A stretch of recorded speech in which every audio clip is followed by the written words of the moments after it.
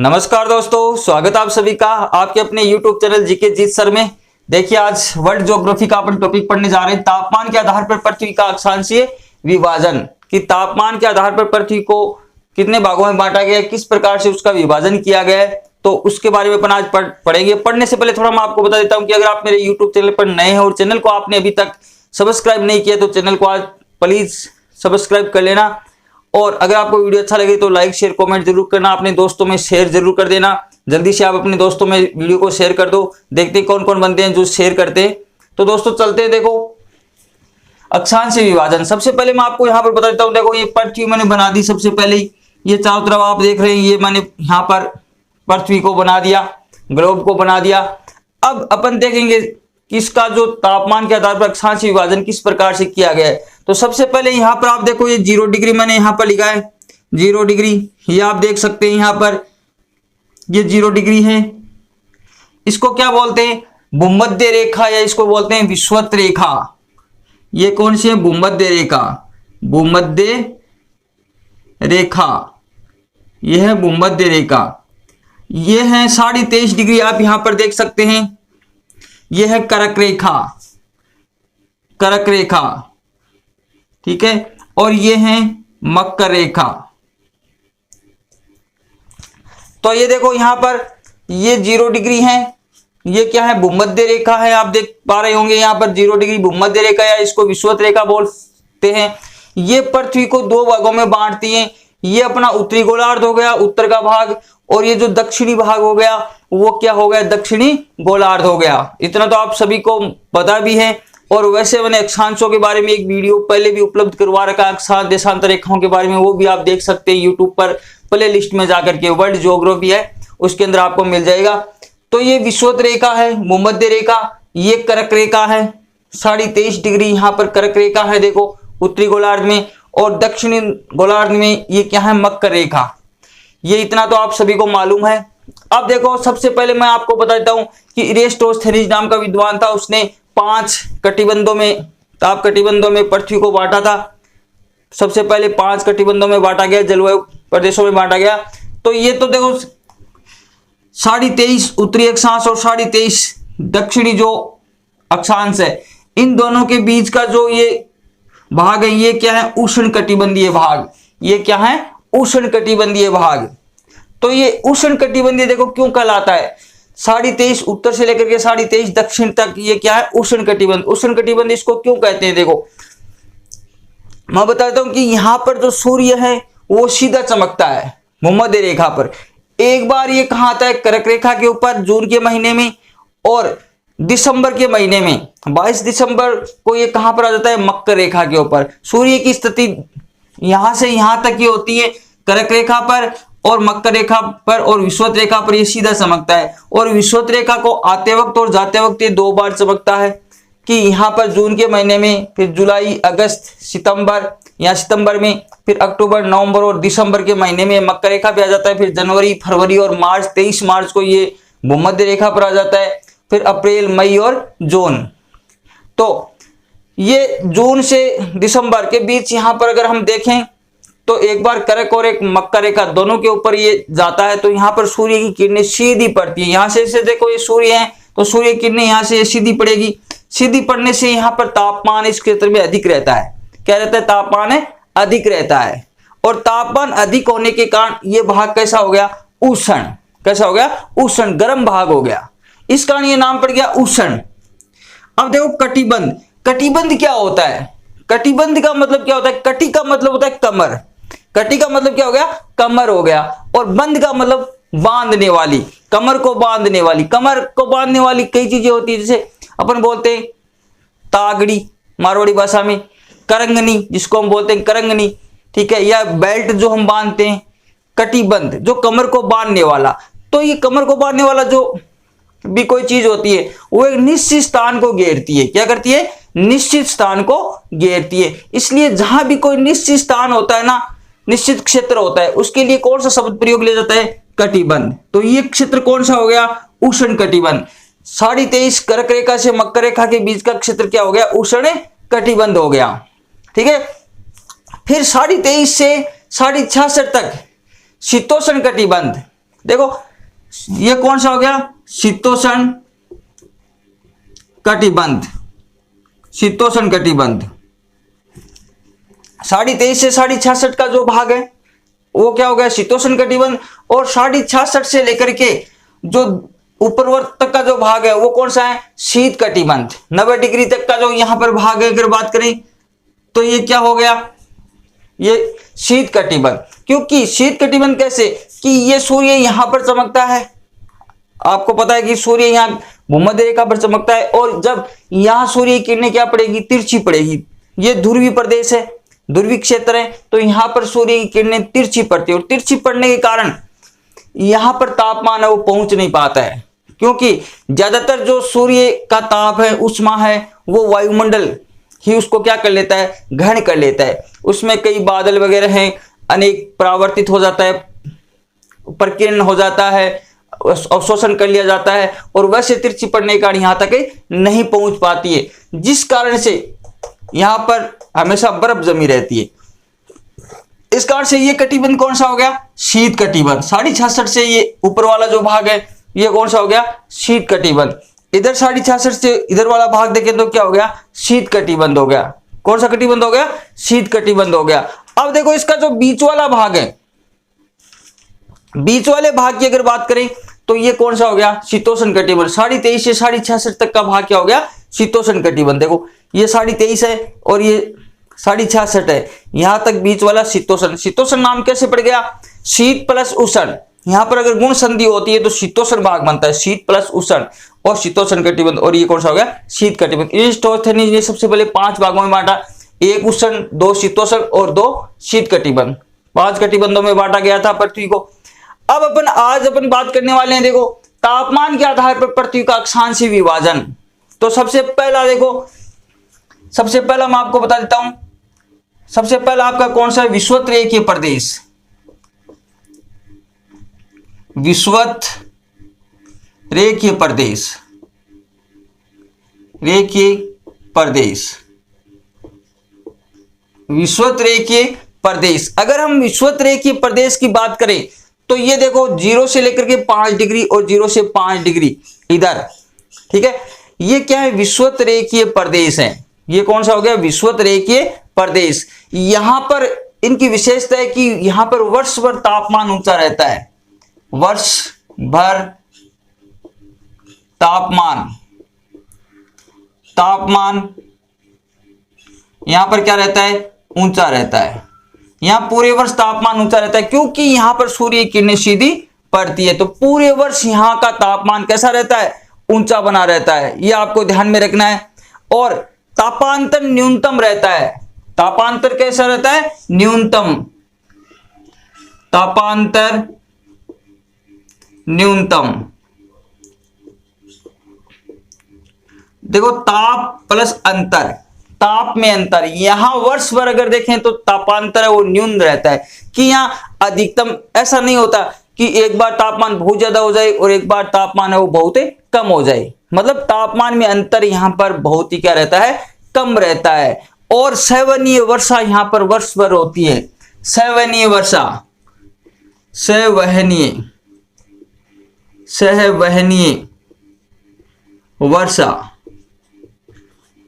वर्ष भर, पूरे वर्ष होती है। ये 3 फैक्ट है वो इंपॉर्टेंट फैक्ट है, एग्जाम की दृष्टि से आप ध्यान रखना कि वर्ष भर जहां पर तापमान ऊंचा रहता है वो कौन सा ताप प्रदेश है, तो विषुवत रेखीय प्रदेश। तापांतर जहां पर न्यूनतम रहता है वो कौन सा है, विषुवत रेखीय प्रदेश। और सवहनीय वर्षा जहां पर जिन क्षेत्र में वर्ष भर होती है तो वो विषुवत रेखीय प्रदेश। इस क्षेत्र को अंतः उष्ण अभिसरण क्षेत्र भी कहते हैं, ठीक है, 0 से 5 तक का जो क्षेत्र है। तो यहां पर सूर्य की किरणें सीधी गिरेगी और सीधी पड़ने के कारण यहां तापमान क्या रहता है, ऊंचा रहता है। तो वर्ष भर तापमान ऊंचा, और पूरे वर्ष जब तापमान ऊंचा रहता है, ज्यादा तापमान कभी ज्यादा कभी कम नहीं होता, जिस कारण से तापमान में अंतर क्या रहता है, न्यूनतम रहता है। यह भी ध्यान रखो कि लगभग जैसे मान लीजिए 30 डिग्री तापमान है तो लगभग कभी 30, कभी 31, कभी 29, इस प्रकार से ये तापमान यहां पर बना रहता है। तो ज्यादा कोई अंतर नहीं होता, तापमान में अंतर क्या रहता है, न्यूनतम।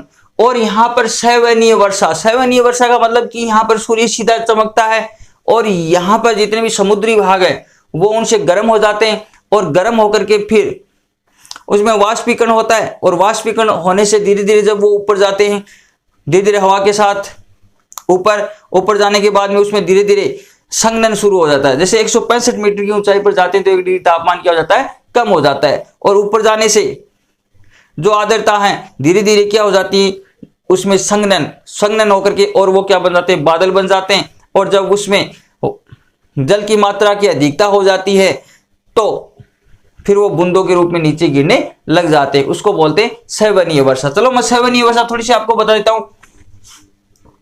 जैसे ये पृथ्वी है, ये पृथ्वी है, इधर से हवा आ रही है, इधर से हवा आ रही है।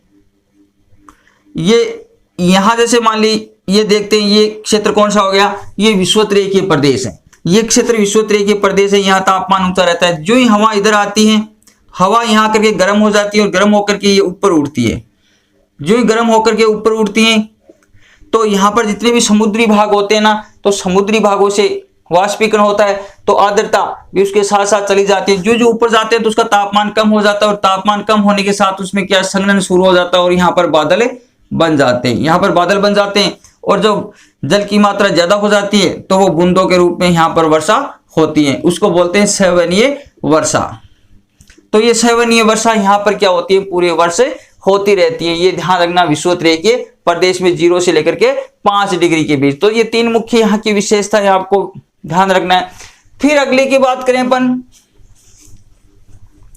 दूसरा जो आपका प्रदेश है वो कौन सा हो गया, ये विषुवतरेखीय हो गया प्रदेश, विषुवत रेखा के आसपास वाला भूमध्य रेखा के, या इसको भूमध्य रेखीय प्रदेश भी कह सकते हैं।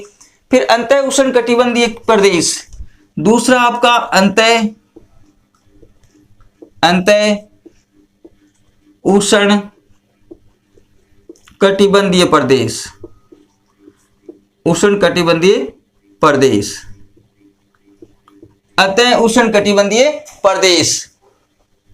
देखो अंतः उष्णकटिबंधीय प्रदेश 5 से लेकर के 12 डिग्री के बीच, कितने से लेकर के 5 से लेकर के 12 डिग्री के बीच। ये देखो यहाँ 5 से लेकर के 5 डिग्री है और ये कितनी है 12 डिग्री। तो 5 डिग्री से लेकर के 12 डिग्री दोनों गोलार्धों में, उत्तरी गोलार्ध और दक्षिणी गोलार्ध, अंतः उष्णकटिबंधीय अंतः उष्णकटिबंधीय दोनों गोलार्धों में, उत्तरी और दक्षिणी में, उसको बोलते हैं अंतः उष्णकटिबंधीय प्रदेश। यहां पर ग्रीष्म और शीत ऋतु का स्पष्ट विभाजन होता है, यह आपको ध्यान रखना है। ग्रीष्म व शीत ऋतु, शीत ऋतु का स्पष्ट विभाजन, का स्पष्ट विभाजन। शीत ऋतु और गर्मी की ऋतु का जो स्पष्ट रूप से अगर दिखाई देती है विभाजन होता है तो यहीं पे होता है, बल्कि यहां पर पता नहीं चलता विषुवत रेखा पर शीत ऋतु और ग्रीष्म ऋतु का, बल्कि थोड़ा अपन आगे जाते हैं ऊपर वाले अक्षांशों में, उन अक्षांशों में जाते हैं तो अपने को शीत ऋतु और गर्मी की जो ऋतु है उसका अच्छी प्रकार से अपने को पता लग जाता है। तो स्पष्ट रूप से यहाँ पर विभाजन ग्रीष्म और शीत ऋतु का होता है, ये आपको विशेष रूप से ध्यान रखना है। फिर अपन बात करते हैं तीसरे प्रदेश की। तीसरा जो प्रदेश है आपका तो वो कौन सा हो गया, उष्णकटिबंधीय प्रदेश। कौन सा हो गया, सॉरी उपोष्ण, हाँ उष्णकटिबंधीय प्रदेश। तीसरा कौन सा हो गया आपका, उष्णकटिबंधीय प्रदेश, उष्णकटिबंधीय प्रदेश,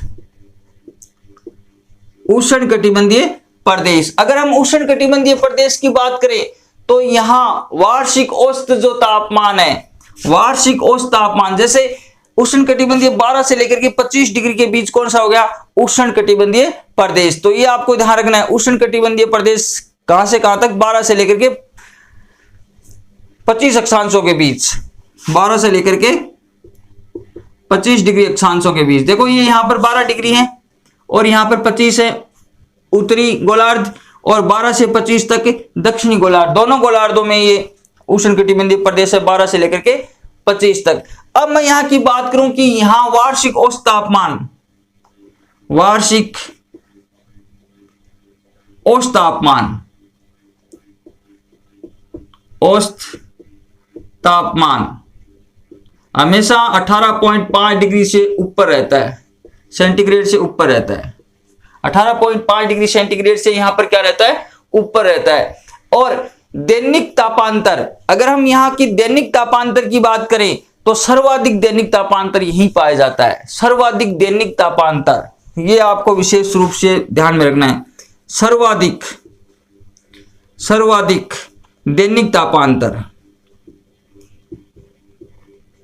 दैनिक तापांतर, सर्वाधिक जो दैनिक तापांतर है वो यहीं पे पाया जाता है। दैनिक का मतलब प्रत्येक दिन का तापमान का अंतर यहीं देखने को मिलता है। जैसे दिन के समय अगर हम देखें तो यहां पर सूर्य की किरणें ज्यादा होने का तापमान ज्यादा हो जाता है, और रात के समय तापमान क्या हो जाता है, कम हो जाता है ना। तो दैनिक तापांतर, एक समय तापमान बहुत ज्यादा हो जाता है दिन के समय और एक समय कम हो जाता है। तो यहां पर तापमान में अंतर सबसे ज्यादा इसी प्रदेश में पाया जाता है। तो ये आपको ध्यान रखना है कि सर्वाधिक दैनिक तापांतर कौन से कटिबंध में, तो उष्ण कटिबंधीय प्रदेश में। कितने डिग्री से, 12 से लेकर के 25 डिग्री के बीच में। और अगर बात करें लीबिया का जो अल अजीजिया जो नगर है वो सर्वाधिक गर्म है, वो इसी प्रदेश में, लीबिया के अंदर, जो अफ्रीका में है,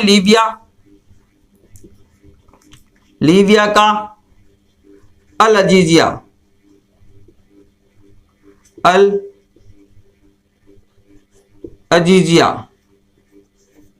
जो नगर है वो इसी प्रदेश में है। जो अफ्रीका है, देखो यहां पर ये अफ्रीका है।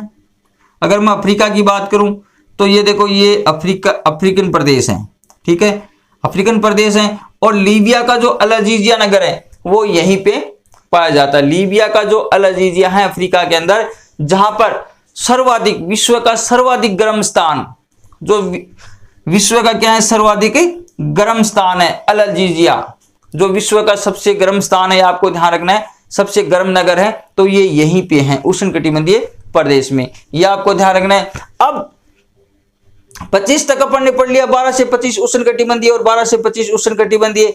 अब आता है 25 से 45 तक उपोष्णकटिबंधीय प्रदेश। चौथा आपका प्रदेश है उपोष्णकटिबंधीय प्रदेश, उपोष्णकटिबंधीय प्रदेश। चौथा आपका कौन सा हो गया, उपोष्णकटिबंधीय प्रदेश। इसकी कोई ज्यादा विशेषता नहीं है। ये कहां से 25 से लेकर के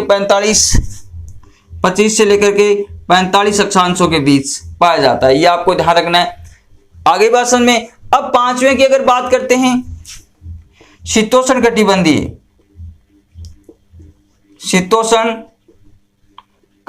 प्रदेश।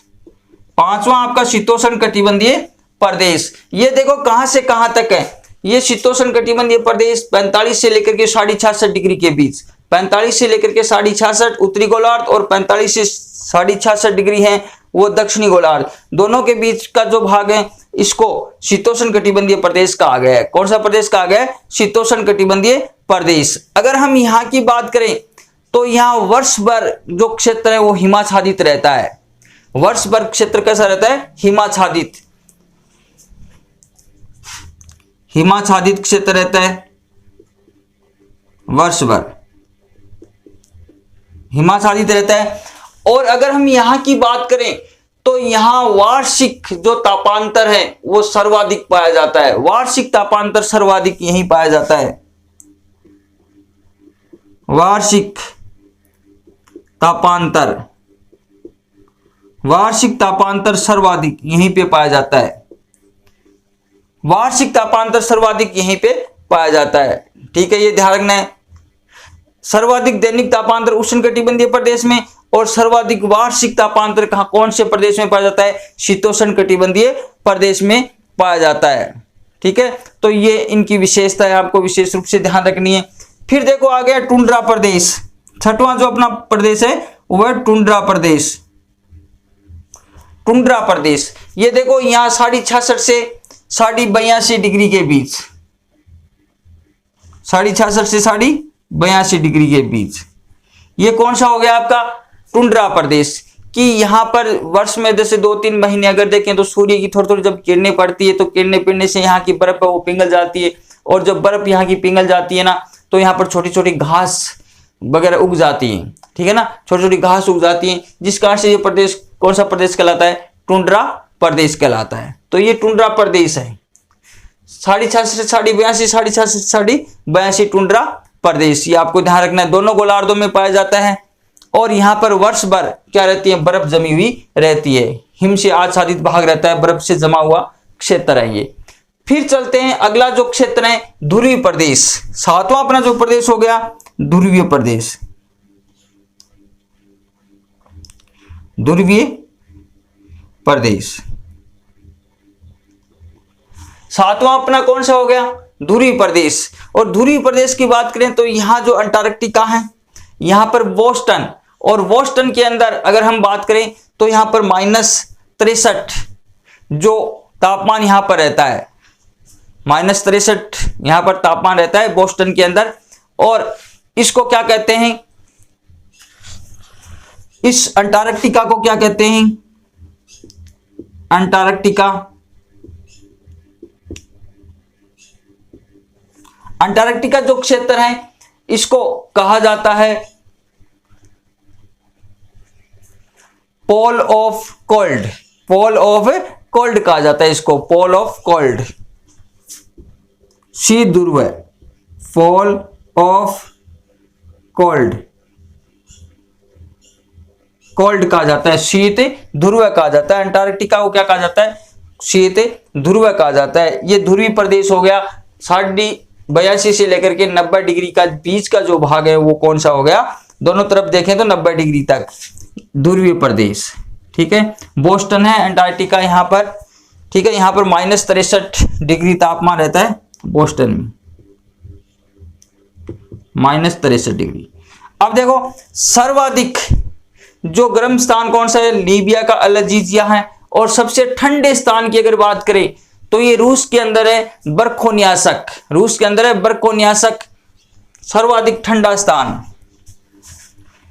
ये शीतोष्ण कटिबंधीय क्षेत्र में पाया जाता है। कौन से में, शीतोष्ण कटिबंधीय में सर्वाधिक ठंडा स्थान, सर्वाधिक ठंडा स्थान, ठंडा स्थान कौन सा हो गया, बर्खोन्यासक, बर्खोन्यासक। ये कहां पर पाया जाता है, रूस में। यहां पर माइनस में तापमान 48 डिग्री तक पहुंच जाता है, 48 degree centigrade, sorry 68 degree centigrade तक पहुंच जाता है, -68 डिग्री सेंटीग्रेड तक पहुंच जाता है। कहां पर, शीतोष्ण कटिबंधीय क्षेत्र में। यहाँ रूस है और रूस में यहाँ पर बर्खोन्यासक क्षेत्र है, और बर्खोन्यासक जो है सर्वाधिक ठंडा स्थान है। और सबसे गर्म स्थान कौन सा हो गया, अफ्रीका का लीबिया में है अल अजीजिया, वहां पर सबसे गर्म स्थान है। तो ये कटिबंध हो गए तापमान के आधार पर अक्षांशीय विभाजन। तो कौन कौन से हो गए, एक बार मैं वहां पर रिपीट करना चाहूंगा। सबसे पहला है विषुवत-रेखीय 0 से 5 डिग्री के बीच, ये आप देख रहे होंगे यहाँ पर भूमध्य रेखा के आसपास वाला अंतःउष्ण अभिसरण क्षेत्र है। तो ITCZ क्षेत्र भी ये इसको कहते हैं, जलवायु वाले टॉपिक में मैंने पढ़ाया था।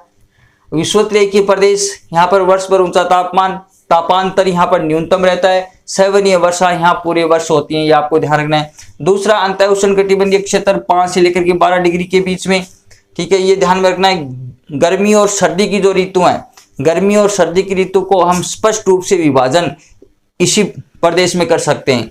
तीसरा जो आपका भाग है उष्ण कटिबंधीय प्रदेश, 12 से लेकर के 25 डिग्री के बीच में। वार्षिक औसत तापमान यहाँ 18.5 डिग्री, सर्वाधिक दैनिक तापांतर यहीं पे पाया जाता है, सर्वाधिक दैनिक तापांतर उष्ण कटिबंधीय प्रदेश में। और वार्षिक जो तापांतर है वो कौन से में, शीतोष्ण कटिबंधीय क्षेत्र में। तो ये ध्यान रखना है। चौथा आपका उपोष्ण कटिबंधीय 25 से 45, और फिर 45 से लेकर 66.5 के बीच शीतोष्ण कटिबंधीय क्षेत्र, और वर्ष भर यहाँ बर्फ भी जमी रहती है और वार्षिक तापांतर सर्वाधिक पाया जाता है। और छठवां क्षेत्र कौन सा है, टुंड्रा प्रदेश, यहाँ पर भी बर्फ जमी रहती है, लगभग पूरे वर्ष बर्फ जमी रहती है। और टुंड्रा प्रदेश किस कारण से कहते हैं, छोटी छोटी घास वगैरह उग जाती है, मतलब तापमान 1 डिग्री 2 डिग्री के आसपास आ जाता है, तब यहाँ पर पिघल जाती है, ठीक है। फिर ध्रुवीय प्रदेश, तो यहाँ ध्रुवीय प्रदेश है, यहाँ पूरे वर्ष बर्फ जमी रहती है, हिमाच्छादित भाग रहता है।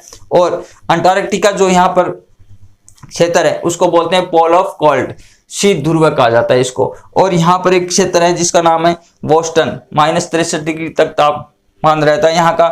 और सर्वाधिक जो ठंडा स्थान कौन सा हो गया, बरखोनियासक हो गया रूस के अंदर -68 तक। और सर्वाधिक गर्म कौन सा हो गया, अल्जीरिया जो लीबिया के अंदर है। ठीक है, तो ये दोस्तों अक्षांशीय विभाजन था।